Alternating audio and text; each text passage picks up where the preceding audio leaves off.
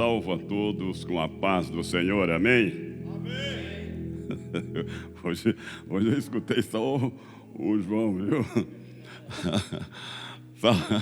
Salve a igreja com a paz do Senhor, amém? Ele orou agora, né? Queridos, nós estamos na casa do Senhor e é um privilégio imensurável poder estar aqui na casa do Senhor para juntos estudarmos a santa e gloriosa palavra de Deus. Quero cumprimentar também os nossos irmãos, nossos amigos, nossos companheiros, né, que estão aí ligadinho na ADR através das redes sociais, né? Que Deus possa abençoá-los aí onde vocês estão, nos lares de vocês. Sejam abençoados em nome de Jesus. Amém? Queridos, eu ouvi o Fábio dando o testemunho, não é? As colocações do Fábio foram precisas, né? Enfim, todos que aqui falaram de uma forma maravilhosa, esplêndida, explanando a eficácia da campanha, não é? Eu creio que todos os irmãos aqui estão participando da campanha, não é isso? Não é? E se estão participando da campanha, já ouviram mais de uma vez o nosso querido pastor Paulo Silas Reis explanar sobre o fundamento da campanha, não é? Ele tem enfatizado que esta campanha está firmada em dois pilares, que é a fidelidade e que é a sabedoria. Pois bem, quando nós analisamos o que é fidelidade, nós constatamos que a fidelidade, essa palavra fidelidade tem origem no latim, que vem de fidelis, não é? E que está ligado diretamente a uma pessoa fiel. Então, todo cidadão que é fiel com os seus propósitos, com os seus negócios, ele tende a ser abençoado e bem-sucedido, não é isso? Então, quando nós analisamos aqui, nós vamos observar, eu vi que os irmãos falaram sobre trazer o dízimo à casa do Senhor. Veja, a Bíblia nos revela que tudo pertence ao Senhor, o nosso Deus, não é? Tudo. O irmão falou, o Afonso falou que o carro é de Deus, a família é de Deus, tudo é de Deus, não é?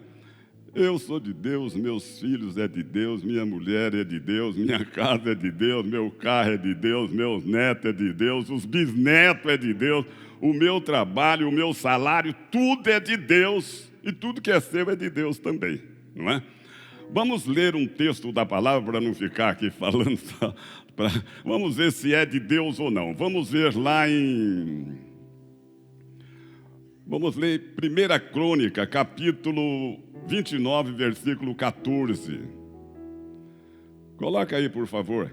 1 Crônica 29, 14.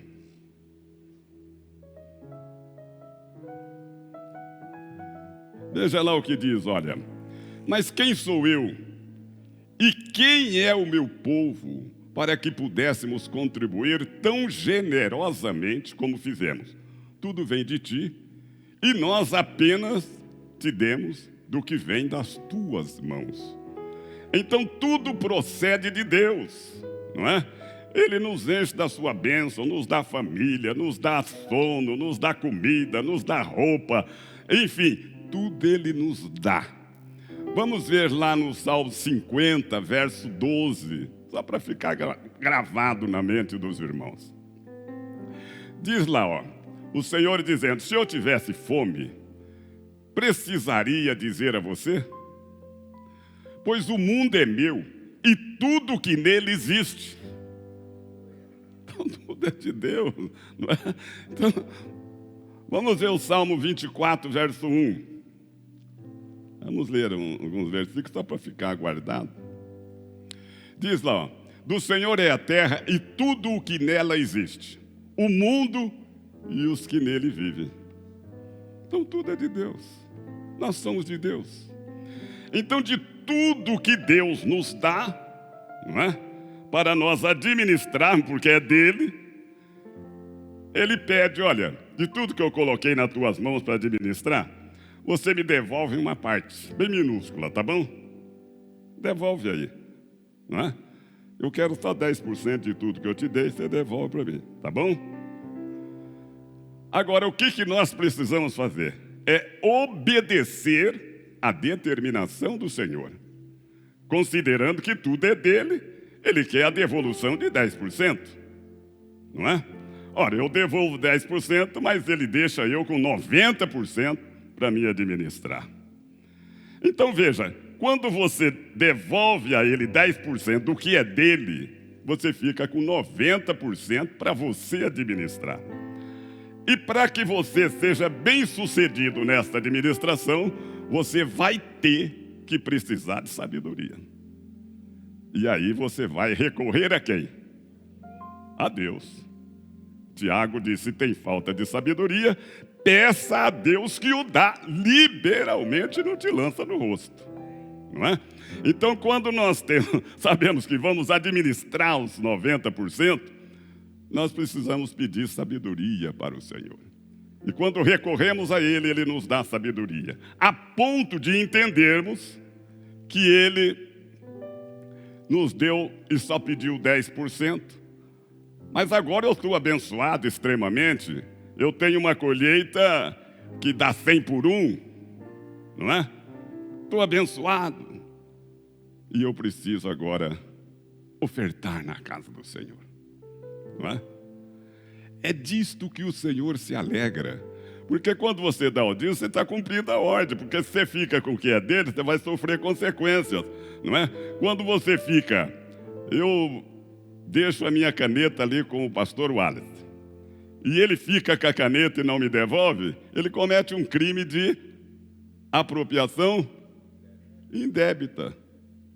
Quando você fica com o que é de Deus, você está cometendo um crime, cara. Tem que devolver a dele. Agora, quando ele me devolve a caneta, não é? Ele me devolveu. Depois ele fala: ó, Clarindo, não tem tinta a sua caneta, eu vou encher de tinta para você. Ele está me dando uma oferta, não é? De forma generosa, espontânea. Disto Deus se alegra. E aí funciona, viu, Fábio? A lei da semeadura. Porque é dando que se recebe. E a colheita que nós vamos ter é na proporção daquilo que nós semeamos. Quanto mais você semeia, mais você colhe. Não é? E nós sabemos que este solo aqui é um solo abençoado por Deus, porque a igreja do Senhor é abençoada. Então tudo que você semeia aqui, está garantida a sua colheita em nome de Jesus. Amém? Então, queridos, peça a Deus sabedoria e seja fiel no que Deus coloca nas tuas mãos. Amém? O tema de hoje é a igreja mais que abençoada, não é? E eu quero convidar bem rapidinho, porque esse relógio corre muito rápido, né? Bom, abre a Bíblia para mim aí, Atos dos Apóstolos, capítulo 2, versículo 37 a 47. Vamos ler alguns versículos aí. Diz a palavra: quando ouviram isso, ficaram aflitos em seu coração. E perguntaram a Pedro e aos outros apóstolos: irmãos, que faremos? Pedro respondeu: arrependa-se e cada um de vocês seja batizado em nome de Jesus Cristo para o perdão dos pecados e receberão o dom do Espírito Santo. Amém? Vamos até o 47. Pois a promessa é para vocês, para os seus filhos e para todos os que estão longe, para todos quantos o Senhor nosso Deus chamar. Com muitas outras palavras, os advertia e insistia com eles: salvem-se desta geração corrompida. Os que aceitavam a mensagem foram batizados, e naquele dia houve um acréscimo de cerca de 3.000 pessoas. Eles se dedicavam ao ensino dos apóstolos e à comunhão ao partir do pão e às orações. Todos estavam cheios de temor e muitas maravilhas e sinais eram feitos pelos apóstolos. E os que criam mantinham-se unidos e tinham tudo em comum. vendendo suas propriedades e bens, distribuía a cada um conforme a sua necessidade.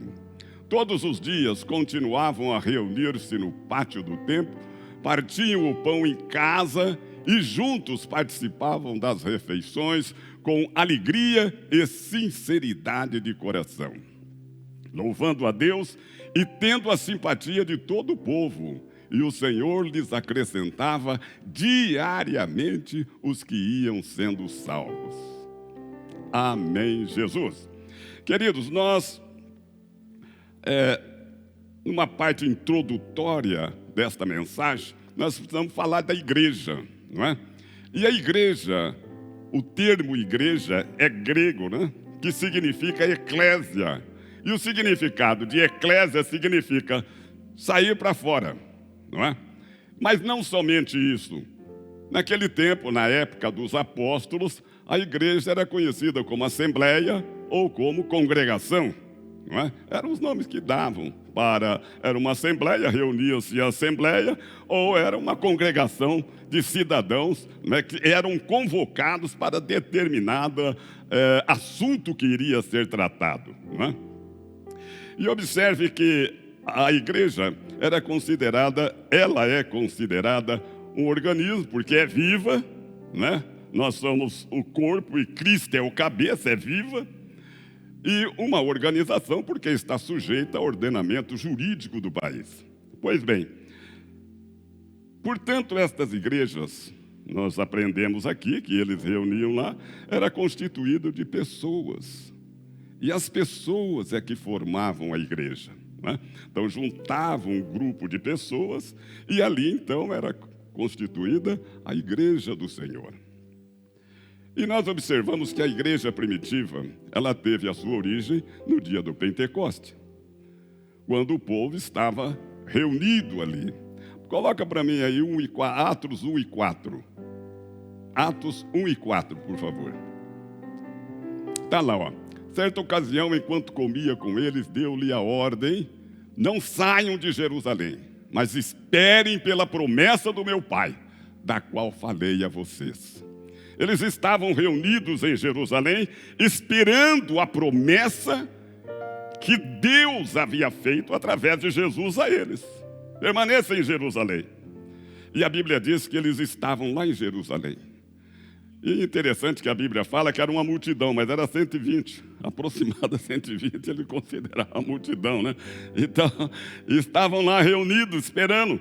Tinham muitos discípulos, mas os discípulos foram se afastando e ficaram lá os apóstolos e alguns outros discípulos, que esperando a promessa, porque eles criam na promessa. E num dado momento, a Bíblia diz que eles foram cheios do poder de Deus, não é? E uma vez cheio do poder de Deus, aleluia, eles começaram então a se movimentar. E o Espírito de Deus atuava e se movia com liberdade no meio daquele povo, de forma que causou um impacto aqueles que estavam ali em Jerusalém participando da festa. Porque iam gente de todo lado participar da festa do Pentecostes. Quando viu aquilo, aqueles camaradas galileus que não tinham cultura, de repente falando na língua deles, as mais diversas línguas, eles ficaram impactados com aquele momento. E diz a Bíblia que eles ficaram ali e chegaram alguns deles e perguntaram: o que eu tenho que fazer? Aí Pedro diz: olha, arrependa dos seus pecados, aleluia, glória a Deus. O segredo é arrepender-se. 3,19 de Pedro, Atos 3,19, ele diz assim: chegaram nele e disseram: o que eu tenho que fazer? Pedro falou: arrependei-vos e convertei-vos para que sejam apagados os vossos pecados e experimenteis o refrigério pela presença do Senhor. Meus queridos, não há jeito de você usufruir da presença de Deus na tua vida se não se arrepender e se converter dos seus pecados. E nós dissemos: mas eu já sou batizado, estou na igreja, estou servindo a igreja, eu não tenho pecado. Não, você está enganado, a gente peca toda hora. um pensamento, com os negócios mal feitos, com as atitudes indevidas, pecamos, precisamos todo momento estar pedindo perdão ao Senhor nosso Deus. Por isso é que nós estamos aqui reunidos num culto de ensino da palavra de Deus, para que nós entendamos que sem isto nós não vamos usufruir da presença de Deus na nossa vida. Porque Deus não compactua com as coisas erradas. E a Bíblia é clara, Isaías capítulo 59, verso 2, diz que as nossas iniquidades e os nossos pecados faz divisão entre nós e o Senhor nosso Deus, para que Ele não nos ouça. Esse é o problema. Não adianta querer encobrir as coisas e dizer, não, estou bem com Deus. Não está não, Ele não está te ouvindo. Aliás, Ele está até te ouvindo, mas Ele não pode te atender porque Ele é justo. Ele não vai atender quem está em falha e em contrapartida Ele exige que o outro seja justo. Então, queridos, este é o segredo do crescimento da igreja. Este é o segredo da igreja ser mais do que abençoada, quando a igreja anda na direção e na orientação do Espírito Santo do Senhor. Quando a igreja busca poder de Deus na sua vida, então a igreja é uma candidata a ser mais do que abençoada. Porque a igreja já é abençoada, é composta de pessoas lavadas, remidas, purificadas pelo sangue de Jesus, automaticamente já é abençoada. Mas isso não é suficiente, nós podemos alcançar mais. E aí depende de cada um de nós, da maneira que nós nos colocamos diante de Deus. Portanto, eu quero louvar a Deus pela vida do pastor Paulo e do pastor Wallace, pela iniciativa desta campanha. Porque esta campanha tem nos proporcionado, aleluia, oportunidade de nos colocar mais na presença de Deus, jejuar, cumprir aí os desafios que foram colocados. É a oportunidade que Deus nos dá de ler a palavra de Deus, nos alimentar da palavra de Deus. Porque a palavra de Deus, a Bíblia diz, se eu quero ser santo, eu preciso entrar pelo caminho da palavra de Deus e pela oração. Lá em Timóteo 4:5, ou 5:4, diz lá que pela palavra e pela oração sois santificados. Então, se você quer ser mais santo, medite mais na palavra, entre em oração, e você vai se colocar na presença de Deus, e Deus vai te abençoar. Amém? Então, queridos, falando sobre a igreja, que nós falamos aqui, que a igreja é composta de pessoas, e as pessoas, aleluia, elas às vezes estão sujeitas a falha e precisa ser, se conscientizar da necessidade de ser santo. E a Bíblia diz que os apóstolos ensinavam então aquele povo, e eles seguiam o apóstolo na doutrina dos apóstolos. O que é doutrina? A doutrina era um conjunto de ensinamento, seja religioso ou seja científico, é um conjunto de ensinamento. E eles ensinavam. Agora, que doutrina é esta? Como eles adquiriram esta doutrina? Eles adquiriram justamente no tempo em que caminharam com Jesus, Durante os 3 anos eles fizeram um curso intensivo com Jesus. E após isto, eles fizeram pós-graduação durante os 40 dias que Jesus andou na terra, ministrando para eles. Então agora eles tinham cabedal, agora eles tinham suporte, agora eles tinham conhecimento para poder ensinar o povo. E diz a Bíblia que o povo então se dedicavam à doutrina dos apóstolos, se dedicavam na comunhão e se dedicavam no partir do pão e na oração. Então, meus amados, a igreja do nosso Senhor Jesus Cristo, a igreja primitiva, ela teve todas essas características que nos leva, então, ao campo da necessidade de copiá-la.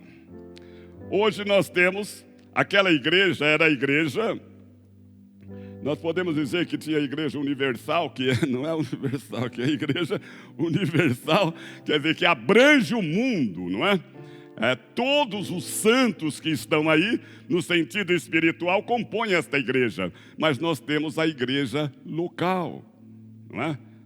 Você vai ver que quando Paulo escrevia as cartas, escrevia para a carta Tessalônica, para os Gálatas, ele escrevia para todo lugar onde tinha as igrejas instaladas, não é?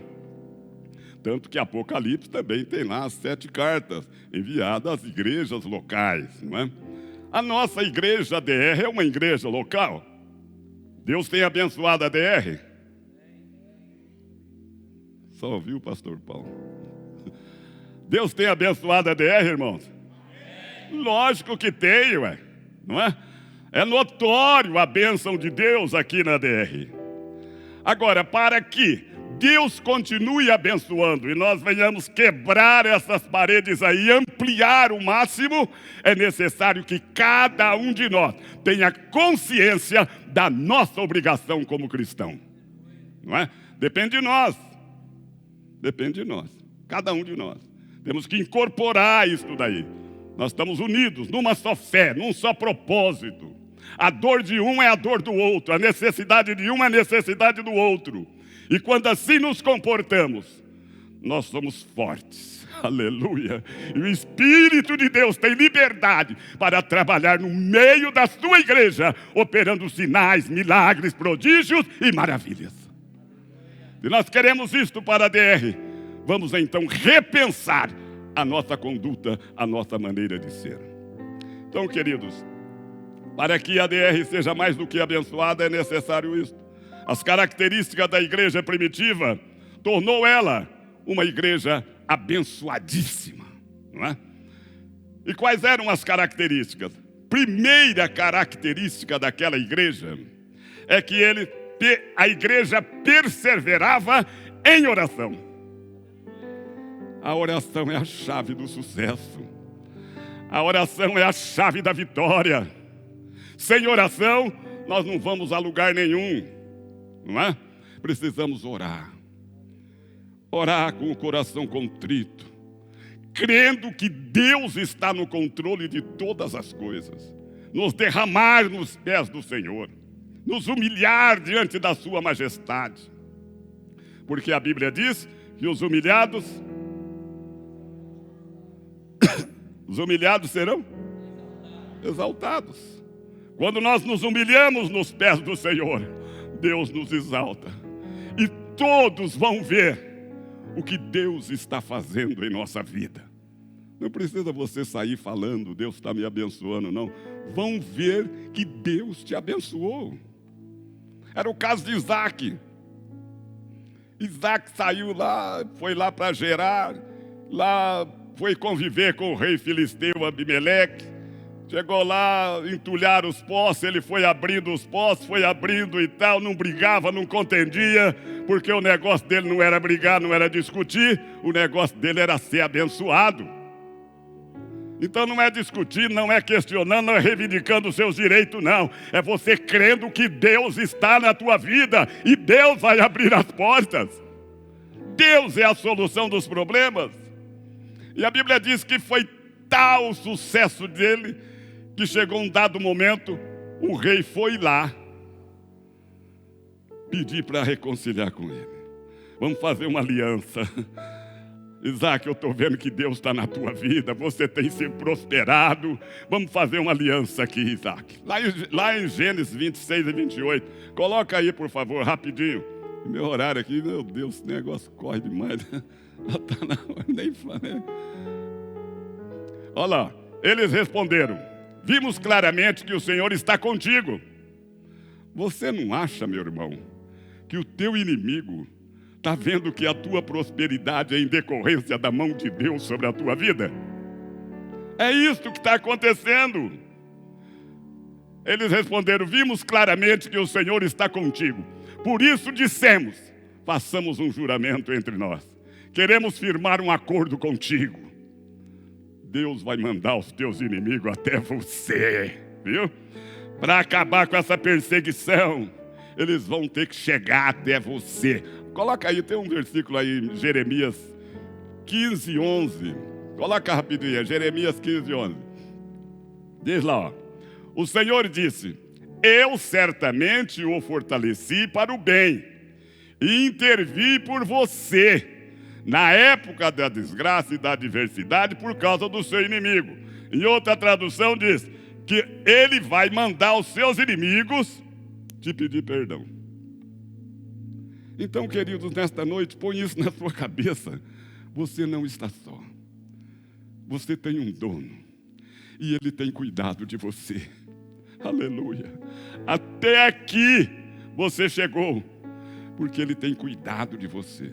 Não foi pelos seus méritos, não foi pela sua sabedoria, não foi pela sua formação secular. Nada disto. Você chegou até aqui. Porque Deus tem cuidado de você. Quantos acreditam nisso? Diga amém, Jesus. Deus cuida de nós, queridos. Ele não descuida em tempo algum de cada um de nós. O que nós precisamos é crer que Ele cuida de nós. Então veja, a segunda, eu tenho um monte de versículo aqui que eu queria que vocês lessem, mas não dá tempo. A segunda razão, não é? É que a igreja confiava nas promessas de Deus. Você tem promessa na sua vida? Você é a igreja do Senhor. Você é a casa espiritual de Deus. Lá em Hebreus 3:6, por favor, coloca aí Hebreus 3:6. Hebreus 3:6 diz, olha, mas Cristo é fiel como filho sobre a casa de Deus. E essa casa somos nós, não é? Nós é que somos a casa espiritual de Deus em que Cristo habita. Tá certo? Então, nesta condição aí, nós somos candidatos a sermos abençoados. É a promessa de Deus de abençoar. Então, meu amado, a igreja primitiva, elas criam na promessa de Deus. E a Bíblia diz que ali eles reuniam porque eles tinham convicção do poder transformador do sangue de Jesus na vida deles, não é? Uma outra, depois vocês têm aí, quem anda vendo no QR Code ali que tem a mensagem, tem todos os versículos lá, mas eu vou falar só o capítulo. Olha, outra coisa que a igreja fazia naquele tempo, que fazia com que ela fosse mais que abençoada, ela ajudava os seus membros, não é? Eram pessoas, os membros eram pessoas que haviam se arrependido, tinham se convertido a Jesus e estavam integrados agora numa só fé, num só propósito, e eles se ajudavam mutuamente, não é? Era o segredo do sucesso daquela igreja. Por isso ela era mais do que abençoada. Uma outra é que eles testemunhavam do Senhor, não é? As pessoas que se integravam à igreja se dedicavam ao cumprimento da palavra e davam testemunho do Senhor Jesus onde eles estavam. Eu quero perguntar para você, não se ofenda com isso, mas você como igreja de Jesus, você tem testemunhado do que Deus tem feito na tua vida? Você tem compartilhado com os seus amigos o que Deus tem feito na sua vida, na sua família, no seu trabalho? Se não fizer isto, nós estamos devendo, porque para isto nós fomos chamados. O Senhor diz, este povo que eu fiz, para que me desse louvor. Louvor é elogio. Você tem elogiado o teu Deus? Aleluia. Tem liberado alguma palavra de elogio ao teu Deus? Se você não fez ainda, faça hoje. Diga, Senhor, eu sei que Tu és maravilhoso, santo e poderoso. E eu te amo, Senhor. E o Senhor se alegra. E isso mexe com o coração de Deus. E Deus remove então as barreiras. Aleluia. Desfaz os laços que o inimigo prepara para você. E você passa tranquilo. Porque Deus está te abençoando. E a Bíblia diz que era com tanta ousadia que os apóstolos pregavam a palavra naquele tempo, que até os sacerdotes se convertiam. Coloca aí Atos 6 e 7. Os sacerdotes todos se convertiam, estavam se convertendo tudo. Olha lá. Assim a palavra de Deus se espalhava, crescia rapidamente o número de discípulos em Jerusalém. Também um grande número de sacerdotes obedecia à fé. Aleluia, glórias a Deus. Queridos, se vocês deixarem o Espírito Santo de Deus mover na tua vida, você vai ver essa igreja cheia de pessoas que jamais você imaginou que se renderia aos pés do Senhor. Tudo vai depender de nós. Somos nós. Não é o pastor Paulo. Você sabe quem gera ovelha? Ovelha. Não é o pastor. Pastor pastoreia. Mas quem gera ovelha é ovelha. E eu creio que aqui as ovelhas são todas férteis, não tem nenhuma estéril, né? Todas podem gerar ovelha. Amém? Um outro para terminar.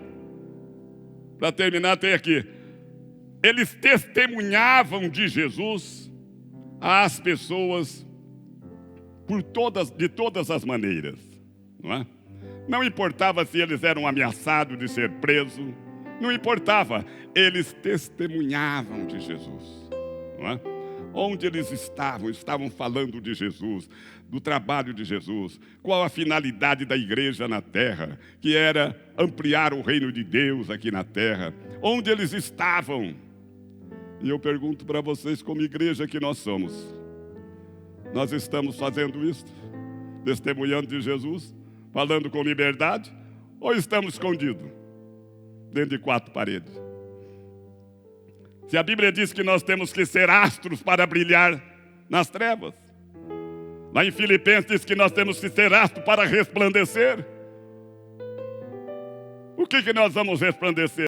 O brilho da glória de Deus na nossa vida tem que ser notório. O povo tem que ver. Então, queridos, concluindo aqui, eu escrevi bastante coisa aqui, mau horário não dá. Mas um conselho que eu quero dar para vocês. Nós nos preocupamos muito. Não é? A gente vê algumas pessoas saindo da igreja e a gente fica triste, né? A minha mulher mesmo é uma delas que fica chorando pelo canto lá, né? Reclamando e tal. Mas a verdade, vê a Bíblia aí, coloca aí para mim aí, ó. 1 João capítulo 2, verso 19. 1 João capítulo 2, verso 19. Vamos lá. Eles saíram do nosso meio, mas na realidade eles não eram dos nossos. Estão entendendo? Porque quem é nosso, fala a nossa língua, fica conosco. A igreja concorda com isso? Amém? Está lá escrito, ó. Mas na realidade não eram nossos, pois se fossem nós, teriam permanecido conosco. O fato de terem saído mostra que nenhum deles era dos nossos. Glórias a Deus, louvado seja o nome do Senhor. Queridos, vocês já viram gente morta ficar no mar? Coisa morta ficar lá no meio do mar? Vai tudo para onde? Para praia. Então fica tranquilo, queridos. Continue dando glória a Deus. Continue exaltando o nome do Senhor. Que o crescimento da igreja vai depender de você, das ovelhas que você vai gerar em nome de Jesus. Amém? Olha, um outro conselho que eu quero dar para você. Está lá em Hebreus capítulo 10, verso 25, o último versículo que vou ler, viu? Eu vou fechar a Bíblia porque ele fala o último versículo e não para, né? 10 e 25. Diz assim, olha. Não deixemos de reunir-nos como igreja. Estão entendendo? Precisamos reunir. Segundo o costume de alguns. Mas procuremos encorajar-nos uns aos outros. Ainda mais quando vocês veem que se aproxima os dias do Senhor. Nós sabemos que o dia em que o Senhor virá levar a sua igreja está próximo. Então fica no seu lugar. Exalte o nome do Senhor aqui. Deus te pôs aqui. Aleluia. Bendiga o nome do Senhor aqui. Chore nos pés do Senhor aqui. É aqui que Ele vai te prosperar e te abençoar. E vai fazer de você uma pessoa mais do que abençoada. Amém? A igreja que crê nesse negócio todo que eu falei aí? Então fica firme na dispensação do Senhor, porque Deus tem bênção para você que você nem imagina o tamanho da bênção. Pastor Paulo.